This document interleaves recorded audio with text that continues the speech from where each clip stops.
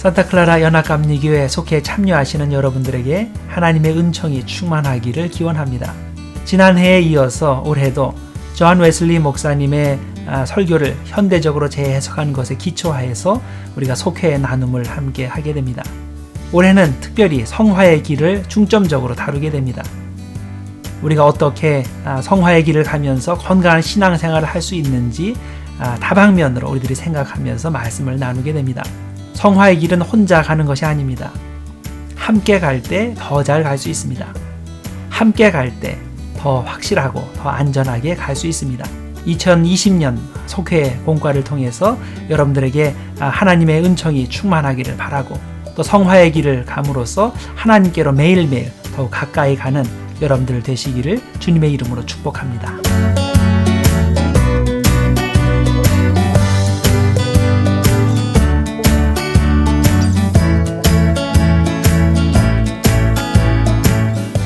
우리는 예수 그리스도를 믿는 믿음으로 구원을 받습니다. 그리고 이 믿음은 하나님께서 우리에게 은혜로 주시는 선물입니다.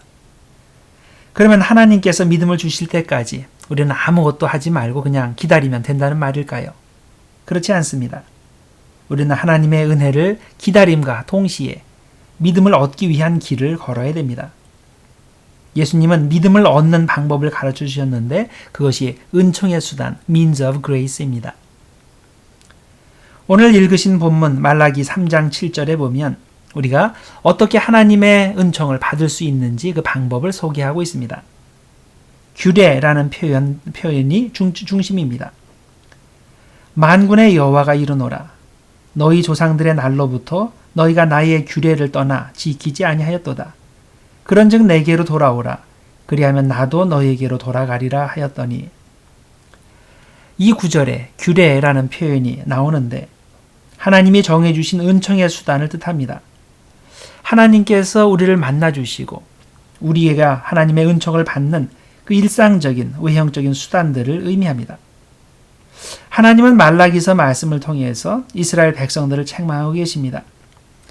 그들이 자기들이 하나님의 뜻을 잘 실행하고 있다고 말은 하면서도 실제로 하나님이 주시는 은혜를 주시는 그런 수단들을 사용하지 않고 있기 때문입니다.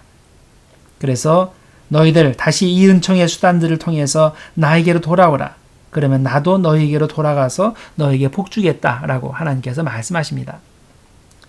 수단은 그 자체로 가치가 있지 않고 올바른 목적을 위해 사용될 때에만 그 목적을 위한 수단으로서의 가치가 있습니다.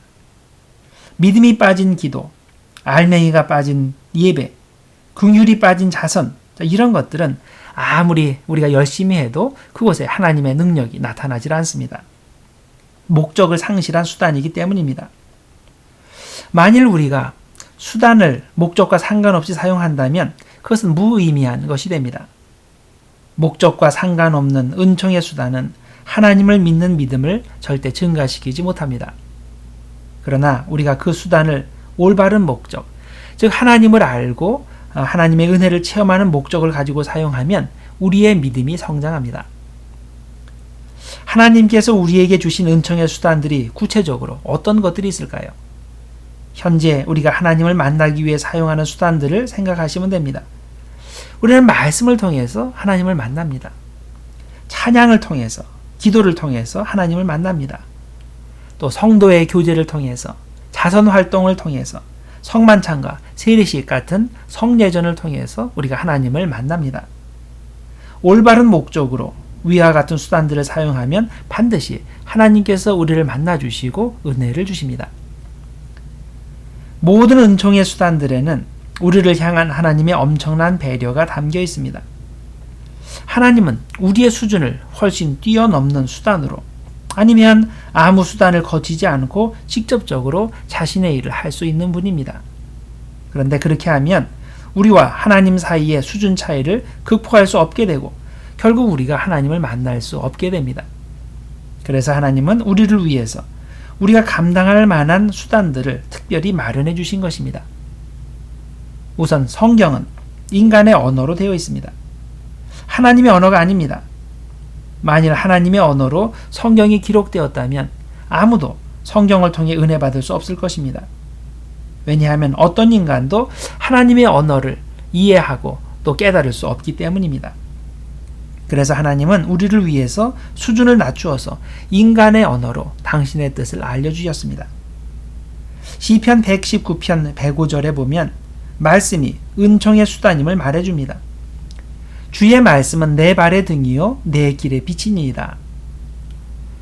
이 어두운 세상을 똑바로 걸어가는데 도움이 되도록 하나님께서 은총의 수단으로 주신 것이 바로 성경이라는 뜻입니다.